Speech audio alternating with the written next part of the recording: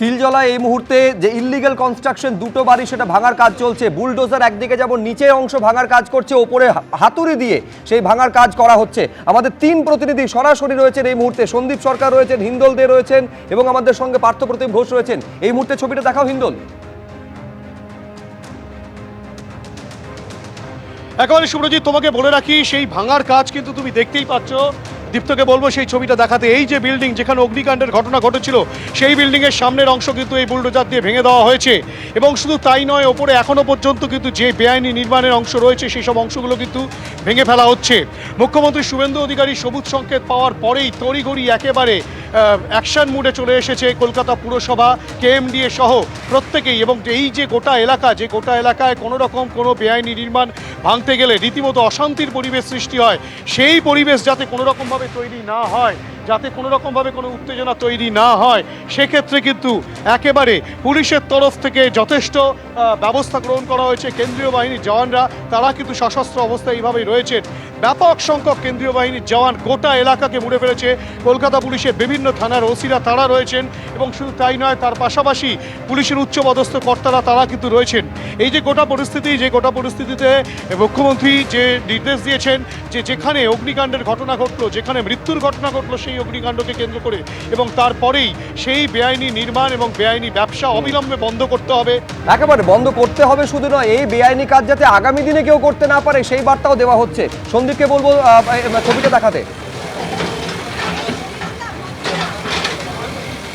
দেখো, আমি যেখানে রয়েছি আশপাশের এলাকার ছবিটা একবার দেখাই। তুমি দেখতে পাবে যে সমস্ত রাস্তা, যে পথ দিয়ে এই বাড়ির আশপাশে আসা যায়, সমস্ত পথ ব্যারিকেড করে দেওয়া হয়েছে। এইভাবেই ব্যারিকেড করে যাতে একাধিক লেয়ারে ব্যারিকেড করা হয়েছে। সেই ব্যারিকেডের এক একটি ব্যারিকেডের ওপারে আবার ব্যারিকেড, সেখানে পুলিশ মোতায়েন রয়েছে, কেন্দ্রীয় আধাসামরিক বাহিনী মোতায়েন রয়েছে, সেখানে জটলা রয়েছে, ভিড় রয়েছে। সেই সমস্ত ভিড় এখানে পুলিশ কর্মীরা সরিয়ে দিচ্ছেন। কেন্দ্রীয় আধাসামরিক বাহিনী সেই ভিড়কে কোনোভাবেই যাতে তারা এই মুখো হতে না পারেন সেই বিষয়টা দেখছেন। এবং এখানে যারা মানুষজন রয়েছেন তাদেরকে বলা হচ্ছে যে এখানে 144 ধারা, যেটা পুরাতন 144 ধারা আইপিসি অনুযায়ী তা জারি করা হয়েছে এবং সেই ধারা মোতাবেক এখানে এই মুহূর্তে কোনো জমায়েত করতে দেওয়া হবে না। এবং আমরা দেখতে পাচ্ছি যে একদিকে যেরকম ওখানে কলকাতা পুলিশ মোতায়েন রয়েছে, এখানে কেন্দ্রীয় আধাসামরিক বাহিনী মোতায়েন করা হয়েছে। এইটা পার্থ, আমি তোমার থেকে জানতে চাইছি, দুটো বাড়িকে ভাঙা হবে, সেটা কি একসঙ্গে হচ্ছে নাকি এক এক করে করা হচ্ছে? দেখো, আপাতত এক এক করে করা হচ্ছে এক একটা বাড়ি, এবং পাশাপাশি যেহেতু বাড়ি সেই মধ্যে দুটো বাড়ি ভাঙার কাজের মধ্যে প্রথম যে বাড়িতে যেটা অগ্নিকাণ্ডের ঘটনা ঘটেছে সেই বাড়ি ভাঙার কাজ শুরু হয়ে গেছে। এবং তার আশেপাশের কথা যেটা সন্দীপ বলছিল, আশেপাশের ছবিটা দেখলেই বুঝতে পারছো যে বাড়ি আসার জন্য যে রাস্তা, অর্থাৎ এই চত্বরে আসার জন্য যে এলাকা রয়েছে সেই এলাকার সমস্ত গলিগুলো একেবারে ব্যারিকেড করা হয়েছে।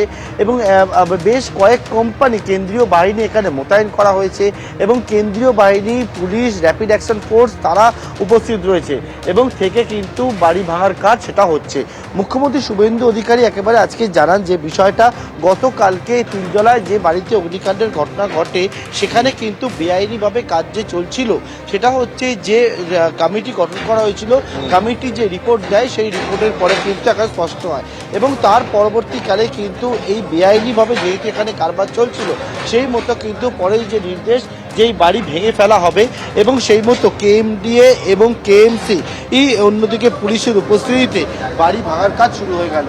আজকে দেখলাম একেবারে মুখ্যমন্ত্রী যখন গোটা বিষয়টা জানালেন যে বেআইনিভাবে এখানে কিন্তু নির্মাণ হয়েছিল, যার কোনো রকমভাবে কোনো বিল্ডিং প্ল্যান বা হচ্ছে ফায়ার লাইসেন্স বা ইলেকট্রিসিটির ক্ষেত্রে যে বেসিক একেবারে সম্পূর্ণ অবৈধ নির্মাণ বলতে যা বোঝায় সেইটা রিপোর্টে উঠে এসেছে এবং এটা দিনের পর দিন চলছিল।